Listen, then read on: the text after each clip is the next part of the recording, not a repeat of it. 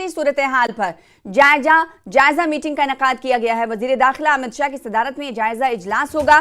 North block Delhi में ये meeting होने वाली है। तो बड़ी खबर इस वक्त की हम आपको दे रहे हैं दिल्ली से। जम्मू कश्मीर की सिक्योरिटी सूरत हाल पर जायजा मीटिंग आज होने वाली है।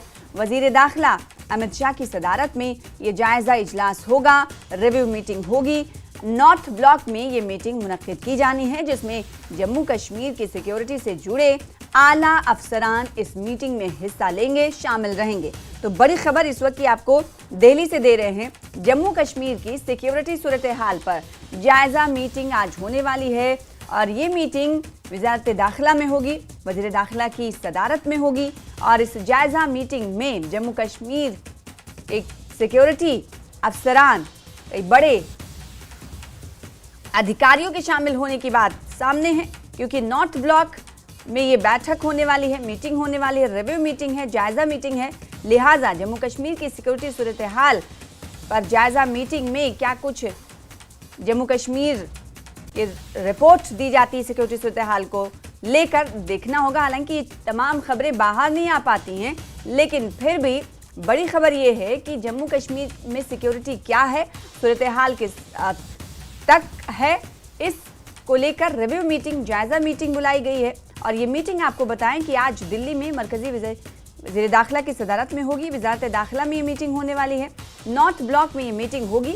इस मीटिंग में जम्मू कश्मीर के कई अफसरान सिक्योरिटी से जुड़े शामिल रहने वाले हैं। तो दिल्ली से बड़ी खबर इस वक्त की आपको दे रहे हैं। वज़ारत दाखिला में आपको बताएं कि आज जम्मू कश्मीर को लेकर अहम मीटिंग होने वाली है और ये रिव्यू मीटिंग है। जी हाँ, जायजा इजलास है और इस मीटिंग में जम्मू कश्मीर की सूरत हाल को रिव्यू तो किया जाएगा। उसके अलावा ये देखने वाली बात होगी, जब ये मीटिंग होगी तो जम्मू कश्मीर की सिक्योरिटी सूरत हाल को और पुख्ता करने के लिए क्या कुछ अहकामात जारी किए जाते हैं, इस पर हमारी नज़र बनी हुई है। कौन कौन से आला अफसरान इस मीटिंग में शामिल होते हैं, इसकी अपडेट आगे भी हम आपको देते रहेंगे। आगे बढ़ेंगे कि इश्तवाल से इस वक्त की बड़ी खबर आ रही। जम्मू कश्मीर बैंक की शाख से रुपए लूट लिए गए। जी हां, बड़ी खबर, 19 लाख रुपए की लूट हुई है और ये लूट किसी आम जगह नहीं बल्कि बैंक से की गई है। पुलिस जांच में जुटी हुई है, लुटेरों की तलाश जारी है। सीसीटीवी फुटेज, सीसीटीवी कैमरे को खंगालने की कोशिश की जा रही है। तो बड़ी खबर इस वक्त की हम आपको दे रहे हैं। जम्मू कश्मीर बैंक की शाख से रुपए लूटने की खबर है। 19 लाख रुपए इनकी रकम बताई जा रही है, जिसे लूट कर चोर फरार हो गए हैं। लुटेरे फरार हैं और इनकी तलाश में पुलिस जुटी हुई है। सीसीटीवी कैमरे खंगाले जा रहे हैं। जी हाँ, किसी एटीएम से नहीं, किसी के घर से नहीं, बल्कि ये बैंक में चोरी हुई है। जम्मू कश्मीर बैंक की शाख है, ब्रांच है, वहां पर ये लूट की वारदात सामने आई है। 19 लाख रुपए की लूट हुई है। फिरदौस खांडे हमारे साथ जुड़ रहे हैं इस खबर पर ज्यादा जानकारी के साथ। फिरदौस, कोई आम जगह नहीं है, ये बैंक में चोरी हुई है और 19 लाख रुपए की लूट चोरों की तरफ से की गई है। पूरी जानकारी क्या है और पुलिस क्या कुछ कह रही? जी सना, देखिए ये मामला जो है 2 और 3 तारीख की रात को हुआ है और मैं आपको बताऊं, ये दक्षिण स्वाद ब्रांच जो है, दक्षिण एक फॉर-फ्लंग एरिया है और लगभग 70 या 65 या 70 किलोमीटर की दूरी डिस्ट्रिक्ट हेडक्वार्टर, जिला हेडक्वार्टर किश्तवाड़ से दूरी। और विंटर में मैक्सिमम देखा गया है कि बैंक ऑफिशियल जो हैं, चाहे कैश की सूरत में हो या फिजिकली उनका जो एक्सरसाइज होती है वो बाई ईयर ही होती है, क्योंकि दक्षिण एक रिमोट एरिया और बिल्कुल किश्तवाड़ की बाउंड्री, कश्मीर की बाउंड्री से लगता है। ये 2 एरियाज है, एक सब डिवीजन मड़वा है और एक सब डिवीजन किश्तवाड़ है, एक सब डिवीजन दक्षिण, एक तहसील दक्षिण है। और आज जो ये वारदात हुई है, ये पहली वारदात किश्तवाड़ में नहीं है, बल्कि 2009 में भी एक वारदात हुई थी जिसमें 1 करोड़ 6 लाख के करीब जो है बैंक को लूटा गया था। आज की जो वारदात है ये 2 और 3 तारीख की रात को हुआ है और 2 अनआइडेंटिफाइड पर्सन जो है उन्होंने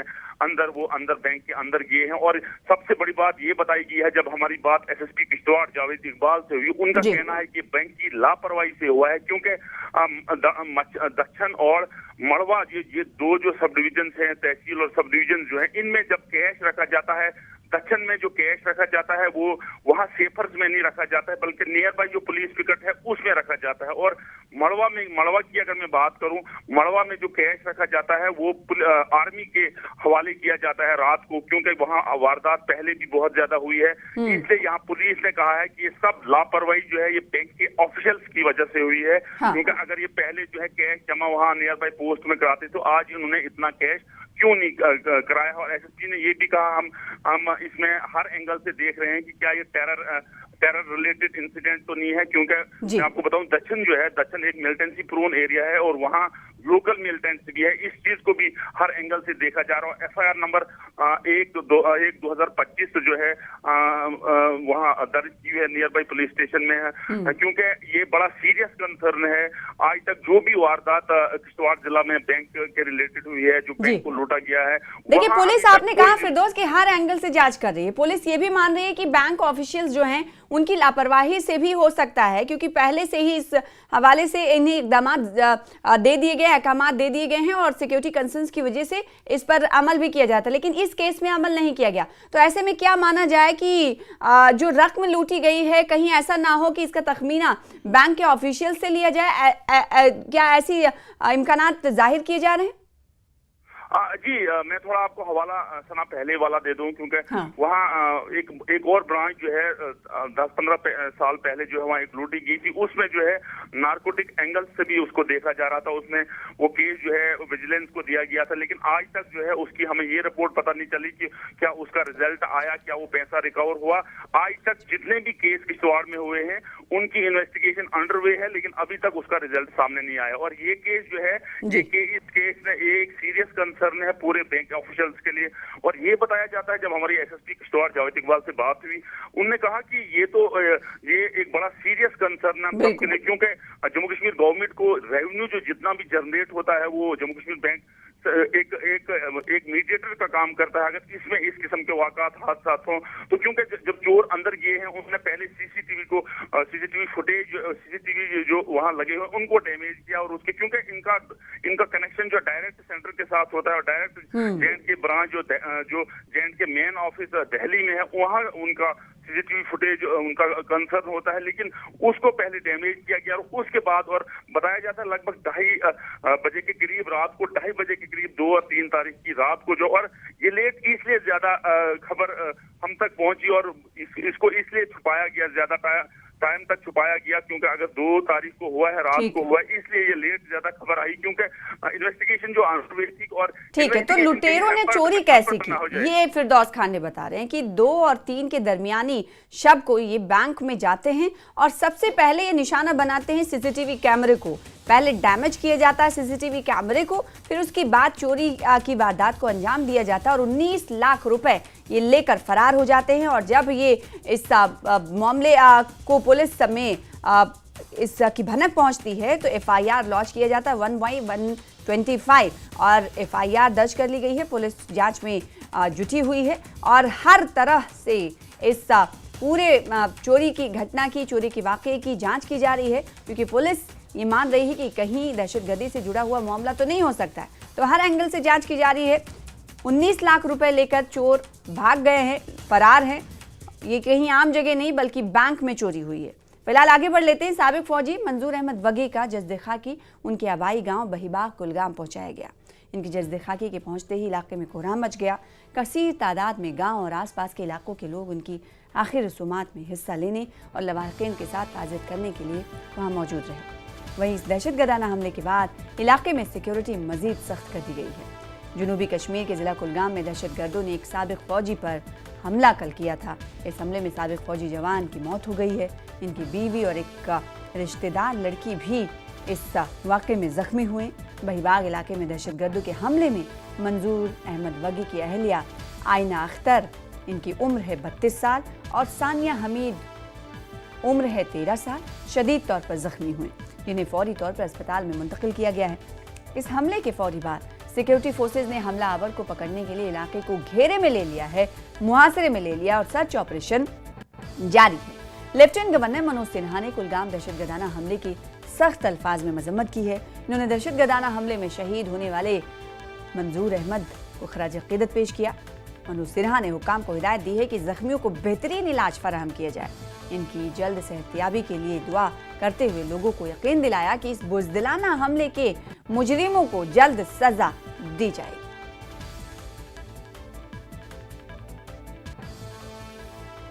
कहना चाहता हूँ सर, मैं घर में सोया हुआ था उस टाइम, मेरी बीवी को सर्जरी आई हुई थी। मैं 4 दिन के बाद हॉस्पिटल से वापस आया तो मैंने उसको ससुराल में ड्रॉप कर दिया अपनी बीवी को। मैं घर पहुंचा हूँ तो मैं सोने लगा तो मैंने एक गोली की आवाज़ सुनी है। मैं दौड़ के यहाँ आया हूँ तो मैंने देखा वहाँ पे मेरा भाई लेटा हुआ है। मेरे भाई को गाड़ी में भर दी और यहाँ पे कैब में ले गया गाड़ी में। फिर वहाँ पे आर्मी वालों ने, डॉक्टर ने उसको ट्रीटमेंट चलना शुरू कर दिया तो उसको रेफर कर दिया यहाँ पे अनंतनाग में। तो ये इंसिडेंट घर में हुआ या बाहर? घर के बाहर हुआ है, वहाँ पे नदी है छोटी, वहीं पे हुआ है। तो मैं जानना चाहता हूँ, अभी मैं कोशिश करना चाहता हूँ कि मुझे जल्द से जल्द इंसाफ चाहिए। हमारे इस भाई के लिए इंसाफ चाहिए, इसके परिवार के लिए इंसाफ चाहिए और कुछ नहीं। शिव साहब का मैं शुक्रिया अदा करता हूँ, उसने ये रेस्क्यू ऑपरेशन यहाँ पे लगा दिया, वो यहाँ पे पहुंची है। खास करके कुलगाम एसपी साहब को मैं थैंक यू कहना चाहता हूँ, वो भी यहाँ पे पहुंचे हैं।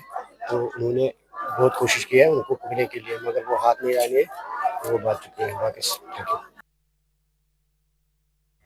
वहीं बीजेपी तर्जुमान अल्ताफ ठाकुर ने कुलगाम दहशतगर्दाना हमले की शदीद मजम्मत की है। ठाकुर ने कहा कि वादी से दहशतगर्दी का बड़ा हद तक खात्मा कर दिया गया है और बाकी हमले महज पाकिस्तान की जानिब से अपनी मौजूदगी जाहिर करने के लिए कोशिशें के तौर पर कर रहे हैं। ठाकुर ने इन हमलों को दहशतगर्दों की मायूसी से मंसूब किया। लगभग कश्मीर में तो अब आतंक का अंत हो चुका है और आतंकवादियों का भी अंत हो चुका है। अभी बीच में कोई इक्का दुक्का बचा है। और आज जिस तरह से कुलगाम में एक रिटायर आर्मी के आदमी पर और उसकी फैमिली पे जो अटैक हुआ, ये बुज़दिलाना है, कायराना है। नहते लोगों पे, अनआर्म्ड लोगों पे अटैक करना, ये कायरानापन और वहशत की हद है। इस तरह से कश्मीर में हमारी सिक्योरिटी फोर्सेस, आर्मी और जेके पुलिस ने काम की है। उन्होंने दहशत का अंत यहाँ कर दिया और दहशतगर्दों का अंत किया और लगभग अब सफाया हो चुका है। बड़े दिनों के बाद एक कायराना हरकत, इस चीज़ से ये जाहिर नहीं होता और न पाकिस्तान ये प्रूव कर सकता है कि कश्मीर के लोग अब दहशत को यहाँ सपोर्ट करते या दहशतगर्दों को सपोर्ट करते या दहशतगर्द यहाँ जिंदा है। पाकिस्तान भी इस बात को अच्छी तरीके से समझता है और वो समझ ले, कश्मीर के लोग पाकिस्तान को खारिज कर चुके हैं, पाकिस्तानी दहशतगर्दों को खारिज कर चुके हैं। वहीं जम्मू कश्मीर के काबीना के वजीर सतीश शर्मा ने कुलगाम में दहशतगर्दाना हमले की मजम्मत की और हुकूमत से अपील की कि वो दहशतगर्दी और दहशतगर्दी की हिमायत करने वाली कुव्वतों के खिलाफ सख्त कार्रवाई करें। शर्मा ने कहा कि अब वक्त आ गया है कि वजीर दिफा ने अखनूर में जो कुछ कहा था उसे जमीनी सतह पर लागू किया जाए। कड़ी निंदा करते हैं इस चीज़ को, हम चाहते हैं strict action should be taken. मेरी गवर्नमेंट ऑफ इंडिया से एक गुजारिश है कि उनको मुंह तोड़ जवाब देना है तो देना है तो देना है। जो देश के दुश्मन हैं वो अपनी कार्रवाई रोकेंगे नहीं और जो लोग भी इसमें मुलव्वस हैं, I think honourable prime minister साहब, होम मिनिस्टर साहब और डिफेंस मिनिस्टर साहब, हमें सख्त कार्रवाई करने की ज़रूरत है। जो आपने अखनूर में बोला था ... I think there is dire need, वो करना पड़ेगा। जो इस देश की रक्षा कर रहे हैं उनकी वजह से हम यहाँ बैठे हैं। मैं एक फ़ौजी का बेटा हूँ और मैं दर्द समझ सकता हूँ और मुझे लगता है कि इसमें कोई देर नहीं करनी चाहिए। आपकी दुश्मन ताकतें जो हैं उनका मोडस ऑपरेंडी बदल चुका है। एक तो वो नशे की तरफ लेकर जा रहे हैं, जो इस देश को सबसे बड़ा जो नारकोटिक्स का जो माफिया है, ये तो दुश्मन देश लगे हुए हैं। उसके बाद वो कभी तरक्की नहीं होने देंगे। वो कितने मुल्क हैं आप बेहतर जानते हो, 1 हैं, 2 हैं, 4 हैं, यू बेटर नो। लेकिन हमें मजबूत होना है। हिंदुस्तान एक है। हम सब पार्टी पॉलिटिक्स से ऊपर उठकर एक तो मजम्मत करते हैं, निंदा करते हैं और चाहते हैं कि आगे से इन चीज़ों पर रोकथाम लगनी चाहिए। फिलहाल इसी के साथ रुकेंगे छोटे से ब्रेक के लिए, कुछ और खबरों के साथ जल्द लौटेंगे।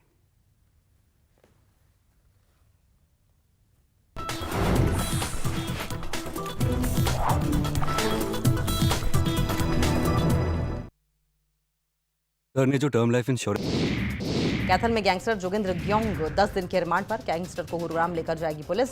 गैंगस्टर जोगिंद्र 16 मामलों में है आरोपी। हिसार में हरियाणा एनसीबी ने नशा तस्कर को किया गिरफ्तार। आरोपी से 12 किलो गांजा और अवैध हथियार बरामद। बम्बीहा गैंग का सदस्य है अपराधी रविंद्र। कुरुक्षेत्र के पिहुआ में अंतर्राष्ट्रीय सरस्वती महोत्सव का आयोजन।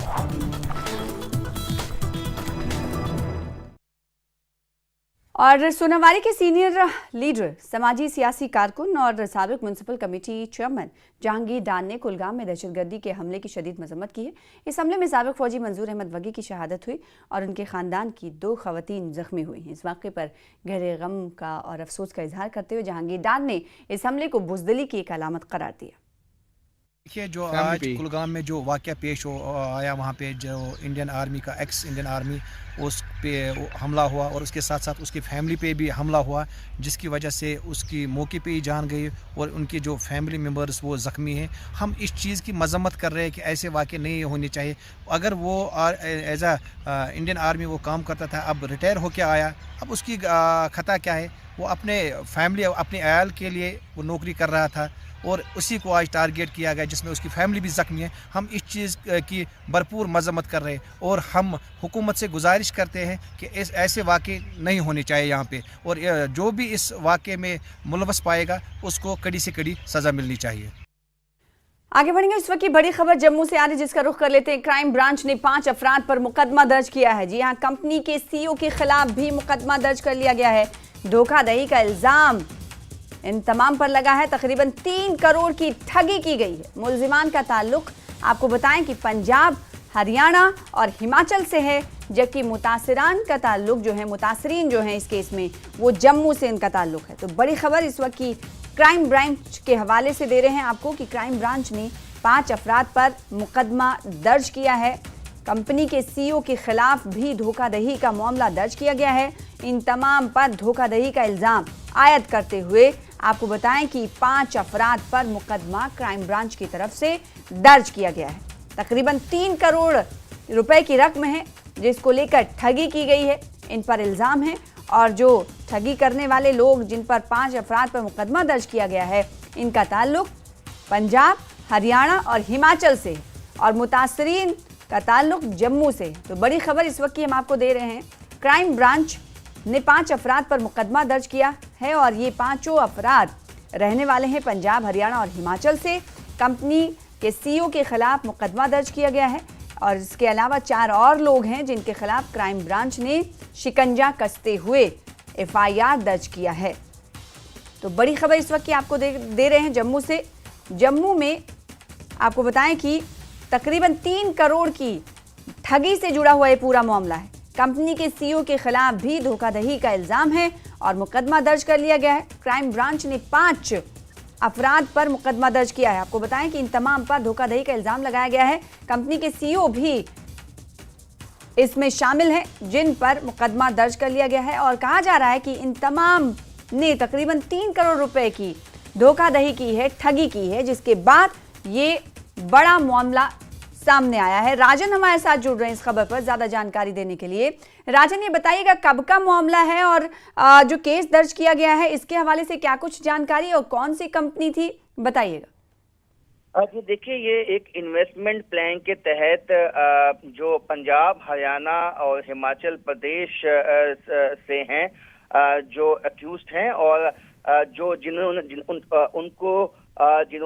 ड्यूप किया है, लगभग 2.95 करोड़ रुपए हैं जो कि एक इन्वेस्टमेंट प्लान पे लगाने के लिए कहा गया था। और जम्मू के रहने वाले हैं विक्टिम, और जिनका नाम परशोत्तम कुमार है, गिरधारी लाल है। ये सतवारी जम्मू के रहने वाले हैं और ये लगभग 9 लोगों ने अपनी कंप्लेंट जो है वो क्राइम ब्रांच में दर्ज करवाई गई थी कि उनसे इन्वेस्टमेंट के नाम पे पैसे ठगे गए हैं और उसके बाद जो है उन्हें जो जिस तरह का वादा किया गया था वो नहीं दिया गया। एक इन्वेस्टमेंट प्लान था और जो New York live trade business plan था और इस प्लान के तहत उनसे जो है पैसा ठगा गया। और लेकिन जब जो वादा किया गया था उनसे, जिस तरह का रिटर्न्स का जब उनको नहीं मिले तो उन्होंने क्राइम ब्रांच में जो है इसकी कंप्लेंट करवाई और क्राइम ब्रांच ने जो है इस पे कार्रवाई करते हुए जो कंपनीज एक्ट 2006 है, प्राइवेट कंपनीज एक्ट, उसके तहत जो है इसमें कार्रवाई की है और जो इसमें एक्यूज्ड हैं 5 उनको जो है अरेस्ट किया है और जिसमें कंपनी का सीईओ भी इसमें शामिल है।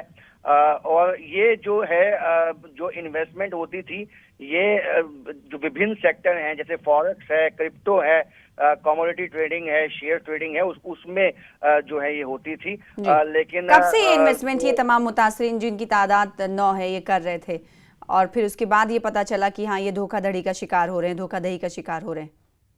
राजन, कई लुभावने वादे भी किए जाते हैं कंपनी की तरफ से कि आपके पैसे डबल हो जाएंगे, इतने समय में आपको इतना फायदा मिलेगा, लेकिन कई दफा जब इन्वेस्टमेंट कर जाते हैं तो वो जो वादे होते हैं वो जमीनी सतह पर फिर कहीं दिखाई नहीं देते हैं और जब इंसान को ये लगने लगता है कि उसके साथ एक धोखा हो चुका है तो उसके पास कोई अल्टरनेटिव नहीं रहता है, फिर वो सीधे साइबर फ्रॉड या क्राइम ब्रांच के पास जो है वो अपनी रिपोर्ट दर्ज करवाता है। लेकिन इसमें गनीमत ये है कि क्राइम ब्रांच ने कार्रवाई करते हुए 5 टॉप जो एग्जीक्यूटिव हैं जिसमें कंपनी का सीईओ है उसको जो है यहाँ पे अरेस्ट किया है और उनके खिलाफ कार्रवाई जो है उनके खिलाफ केस जो है वो दर्ज कर दिया गया है। तो क्या सीईओ अरेस्ट किए गए हैं? इसके अलावा जो रेस्ट ऑफ लोग हैं जिसमें 5 की तादाद है, क्या उन्हें भी अरेस्ट कर लिया गया है, गिरफ्तार कर लिया गया है? राजन, देखिए उनके खिलाफ जो है केस दर्ज कर दिया गया है। अभी जो है जो जिस तरह से जानकारी आई है कि जो कार्रवाई है वो शुरू हो चुकी हुई है। जो सीनियर सुपरिटेंडेंट पुलिस है क्राइम ब्रांच के बेनाम तोश, उनने कंफर्म किया है कि एक एफआईआर जो है अंडर सेक्शन 420 120 आईपीसी जो है इसमें दर्ज कर दिया गया है और जो अभी वेरिफिकेशन हुई है और उसमें जो ऑफेंस है वो पुनिशेबल है अंडर द लॉ, तो उसके तहत ही जो है अब पुलिस जो है इसमें कार्रवाई। तो ये मामला बड़ा संगीन है क्योंकि मौजूदा वक्त में हम ये जानते हैं अलार्मिंग सिचुएशन है उन लोगों के लिए जो इन्वेस्टमेंट कर रहे हैं, किसी न किसी तरीके से अपने सरमाए को, अपनी बचत को वो इन्वेस्ट कर रहे हैं, उनके लिए अलार्मिंग सिचुएशन है क्योंकि ये मामला जम्मू में सामने आया है और तकरीबन 3 करोड़ की ठगी से जुड़ा हुआ मामला है। हालांकि इस मामले में अब क्राइम ब्रांच ने केस दर्ज कर लिया है, मुकदमा दर्ज किया है और कहा जा रहा है कि जो कंपनी का सीईओ है वो गिरफ्तार कर लिया गया है, बाकी 4 लोगों के खिलाफ भी मुकदमा दर्ज किया गया है। तो ये छोटी रकम नहीं, 3 करोड़ एक आम आदमी के लिए अगर बात करें तो ये बहुत बड़ी रकम होती है, पूरी जिंदगी की जमा पूंजी कहा जाए तो गलत नहीं होगा। ऐसे में शिकार हुए हैं मुतासरीन जो है जम्मू के हैं, इनकी तादाद जो है 9 है, राजन बता रहे थे, और जो मुलजमीन है उनका ताल्लुक पंजाब, हरियाणा और हिमाचल से है। इस हवाले से क्राइम ब्रांच ने आपको बताया कि अब केस दर्ज कर लिया है और बाकी के लोगों की तलाश की जा रही है। मुकदमा दर्ज करते हुए आपको बताएं कि कंपनी के सीईओ को अरेस्ट कर लिया गया है, गिरफ्तार कर लिया गया है। तो कहीं ना कहीं ये उन लोगों के लिए ये अलार्मिंग सिचुएशन है जो इन्वेस्टमेंट कर रहे हैं, तो उन्हें ये देखना होगा कि जहां वो इन्वेस्टमेंट कर रहे हैं क्या वो सही जगह है, सही कंपनी है इन्वेस्टमेंट के, क्योंकि ये जो धोखाधड़ी का मामला है इसमें 3 करोड़ रुपए की रकम के साथ धोखाधड़ी का मामला सामने आया है। फिलहाल आगे बढ़ेंगे। मीर वाइज उमर फारूक ने कहा है कि वक्फ तरमीमी बिल से मुतालिक जेपीसी रिपोर्ट में उनके पेश करदा नुकात को शामिल नहीं किया गया। इन्होंने कहा कि अगर वक्फ तरमीमी बिल आया तो इसके खिलाफ अदालत वो जाएंगे और दिगर इदारों से मुशावरत करेंगे। उन्होंने कहा कि जम्मू कश्मीर के मुसलमान सियासी तौर पर कमज़ोर हो चुके हैं और अब मुल्क के मुसलमान मजहबी तौर पर कमज़ोर होंगे।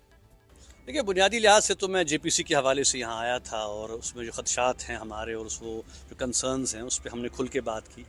उसके साथ साथ चूँकि एक तवील अरसे के बाद 4.5 साल में घर पे नज़रबंद रहा और 5 साढ़े 5 साल के बाद आज दिल्ली इस तरह आना हुआ है, तो हमारी कोशिश थी कि यहाँ पे जो हमारी जो सिविल सोसाइटी है उनसे मिला जाए, कश्मीरी पंडित बरादरी है उनसे मिला जाए, जो हमारे जो पॉलिटिकल फोर्सेस कुछ हैं, लोग हैं जो हमदर्द हैं, उनसे मिला जाए। तो कोशिश मैंने की कि ज़रा उनसे इन तमाम मामलात पे बात हो। और जाहिर सी बात है कि जहाँ पे हमने वक्फ पे बात की तो वहाँ पे जम्मू कश्मीर की सूरत हाल पर भी हमने बात की। आप जानते हैं कि कश्मीर के हवाले से तो हमारा जो मौक़िफ़ हमेशा से रहा है कि हम इस मसले के पुरअमन हल के कायल हैं और हम ये महसूस करते हैं कि अगर वाजपेयी साहब से, मनमोहन सिंह साहब से, अडवाणी साहब से बात हो सकती थी, मामलात को आगे बढ़ाया जा सकता था। तो मोदी साहब को भी चाहिए कि वो उस नक्शे कदम पे चलें और एक इनिशिएटिव उठाएं, क्योंकि जम्मू कश्मीर के मामलात के हवाले से, जो सिचुएशन के हवाले से आप जानते हैं कि हमारी रियासत ख़त्म कर दी गई, यूनियन टेरिटरी बना दिया गया, हमारी जो शिनाख्त है जम्मू कश्मीर की उसको मस्क कर दिया गया, ज़मीन के राइट्स हैं, जॉब के राइट्स हैं, तमाम मामलात अपनी जगह हैं। लेकिन इसके साथ साथ जो बाकी मसाइल हैं कि बहुत से लोग अभी जेलों में बंद हैं, जिसमें सियासी लीडर्स हैं, जिसमें नौजवान हैं, जिसमें सिविल सोसाइटी के लोग हैं, जिसमें लॉयर्स हैं, जिसमें इवन मीडिया के लोग हैं। तो इन हवाले से भी हम ये महसूस करते हैं कि कहीं ना कहीं दिल्ली में आवाज़ उठनी चाहिए। तो इसलिए हवाले से हुकूमत को कहीं ना कहीं ये देखना है कि जो वो तर्ज़ अमल इख्तियार किए हुए हैं, जो सख्तगीर तर्ज़ अमल उनका है, उससे कुछ हासिल होने वाला नहीं है। हम ये चाहते हैं कि जहाँ तक जम्मू कश्मीर के कश्मीरी पंडितों का ताल्लुक़ है, हम जाहिर सी बात है कि वो एक इंसानी मसला है, वो कोई सियासी मसला हमारे लिए नहीं है। हम चाहते हैं कि इंसानी कदरों पे उसको हल किया जाए, इंसानी बुनियादों पे हम उनको अपने घरों लाएं, वही जो मेल मिलाप और मोहब्बत का और आपस में रिश्ते थे उनको हम उस्तवार करें। क्या आप चाहते हैं वो वापस जम्मू कश्मीर आ उसके लिए आए। मैंने कई बार मीडिया में नहीं बल्कि जामा मस्जिद में खुलकर ये बात कही कि जम्मू कश्मीर का मुसलमान जो है वो बिल्कुल खुले हाथों से वेलकम करना चाहता है कश्मीरी पंडित बरादरी को। अब कुछ तजावीज़ सामने आई हैं कि हम एक इंटरफेथ कमेटी बनाएं और उसमें सबको हम लेके चलें। मैं वापस जा रहा हूं तो हम इस पर बात करेंगे, सबको लेके बात करेंगे, लेकिन मैं चाहता हूं कि कश्मीरी पंडितों का मसला बिल्कुल उसमें हम पहल करेंगे, लेकिन जो बड़ा मसला है, जो कश्मीर का सियासी जो मसला है, उस पर भी चाहिए कि हुकूमत हिंदुस्तान को कहीं ना कहीं एक पहल करनी है। फिलहाल